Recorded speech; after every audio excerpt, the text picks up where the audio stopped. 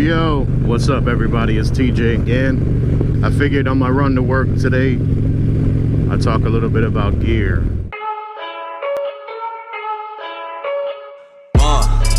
Yeah, I confess, Father, I confess, 'cause I've been living wrong.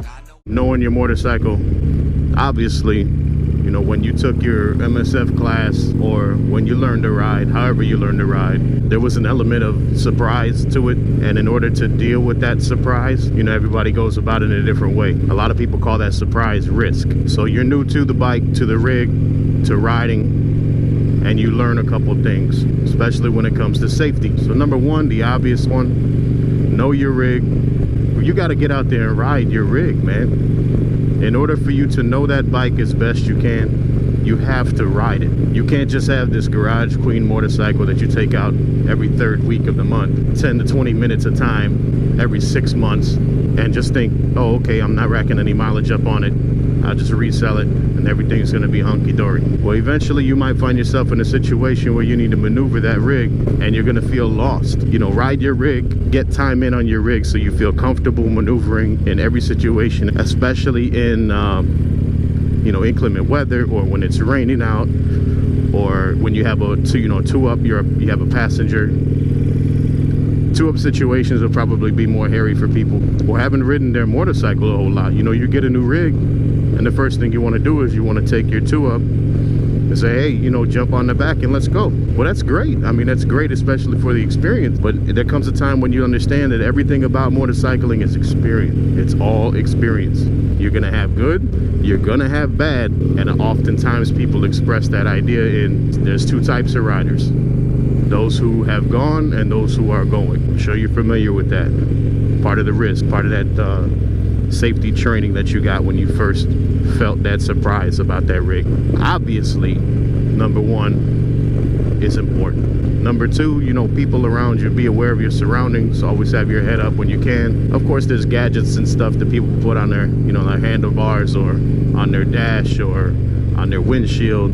There's cameras that people put on their helmet. Go figure.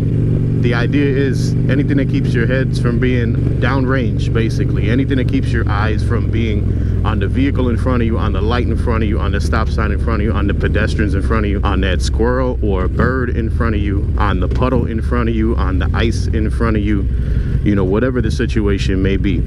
Situational awareness in general needs to be a top priority. And then number three would probably be your gear. Gear up. However you feel like is necessary. The idea here is when you gear up, there's a couple different things that you can do to gear up. Protecting yourself with equipment, so a GPS, that can be considered gear too, because if it's gonna keep you safe, if it's gonna keep you on the road and operating in safe conditions, it can probably be considered gear. What I'm talking about more is the personal protective equipment. So we're talking about your gloves, your boots if you want boots, your pants, your helmet, eye protection, long sleeves or a jacket, the spine busters and all of that. The idea behind the gear is basically how much risk can you absorb while you're riding. If you're on a faster bike and you ride individually a lot, you're probably going to absorb a lot of risk. If you're on a slower bike, even though it might be a smaller bike, you're probably going to absorb a lot of risk. If you're on a bigger rig, chances are you can be seen a little bit better, but that's not always the case. It just depends on the situation that you're in. So the idea behind it is how much risk are you willing to absorb when you're out riding? It's gonna happen. You're gonna have to absorb some risk, whether it's a spot of ice that you have to go over because you can't get around it because there's a car next to you, whether the person next to you pulls out in traffic, you have to make an emergency stop. Whatever that situation is, that's all risk for you to absorb. And the less gear you got on, the more at risk you are. So how comfortable are you with the idea of being down and having more of your skin exposed, more of your ass out there per se? I don't often ride with all of my gear, but I tell you, I typically do have at least 3 things. Pants, and usually denim, long pants. Doesn't matter what the material is, but usually they're denim and then they're long. They cover at least up until, you know, the ankle. Meeting at the ankle, the boots. I usually have something that's over the ankle. Doesn't have to be a boot, but it's at least leather and it's over the ankle. I try to stay away from canvas. I did have some canvas riding shoes in the past. You know, I didn't think badly of them or anything like that, but I try to stay away from them now.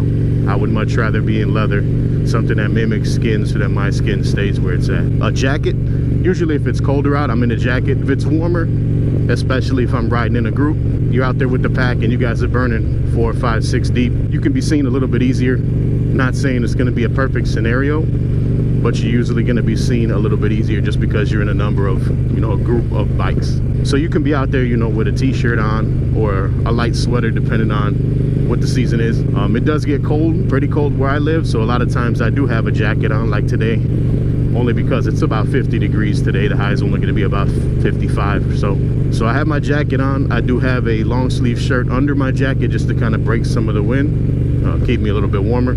I got on jeans. I have on an over the ankle high top sneaker, which is leather, and then I have on my rocket gloves, and I have on my modular lid. I have an HJC CL Max modular lid. I don't open the face anymore, only because I mounted the GoPro in front.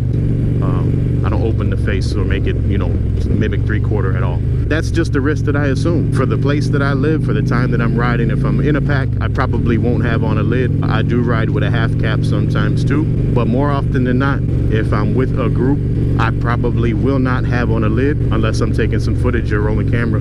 I always usually do have on gloves. I always usually do have on foot protection and then pants. And there's some people out there that'll ride. I mean, it's just about the risk you assume. You want to ride in flip-flops, you want to ride in shorts, be my guest. Do whatever you're comfortable with. That's the idea here. However, just understand that the amount of risk that you assume is going to be the consequence that you're going to deal with. That's the basic idea. So I see a lot of people talk about gear and how gear is important, and if you're out there riding like a squid, you're an idiot. It's just about what you want to do, man. It really is. That's the beauty of motorcycling. That's the beauty of getting out here and riding your rig. It's a relaxing thing. It's therapeutic. It can be energetic. It can be pulse pounding, heart racing, gut wrenching, grueling. It could be all those things, but the number one thing that it's supposed to be is definitely fun, man. And if you're out here having fun, you're gonna assume some risk, especially when you're dealing with traffic.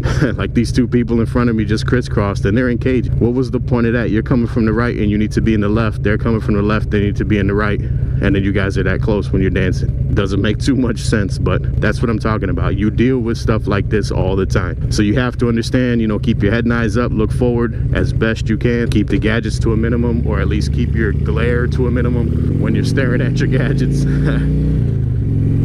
And just try to be safe, man, as best you can. You want to try to have as much fucking fun as you can, but you cannot do that if you're on the ground getting your fucking skin peeled back because you hurt yourself, because you either assumed too much risk or someone else decided they were gonna fuck up your day. So just look out for yourself, man. Don't worry about you, especially if you got a family to go home to, especially got loved ones that you're close to that are gonna worry about you.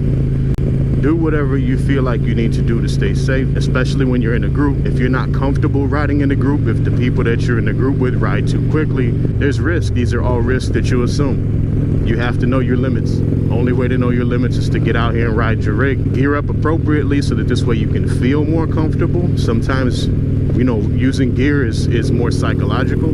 Sometimes it just makes riders feel more comfortable, helps them to kind of extend their boundary a little bit, helps them to feel more comfortable on a lean in, or, you know, on switchback turns, or doing tight corner maneuvers, whatever the situation may be. Do what you want, man, but just the whole point should be for you to have some fun. Life is short, man. Life is short, and it can be a motherfucker. I tell you, you have to try to minimize that, neutralize every situation by making sure you have some motherfucking fun. Because otherwise, what's the fucking point? Straight up. Well, that's it for me, man. But you guys ride safe, enjoy yourself, have fun, do the things you love. Make sure when you make it home, if you got some loved ones waiting for your ass at home, kiss them, tell them you love them, man. That's what life's all about. You got to make it out of this motherfucker somehow. So you just try to stay as safe as you can for as long as you can. Try to do the things to put a smile on your face and your family's face for as long as you can. That's it, man. You got to take care, have fun, ride on, stick your side down. Later.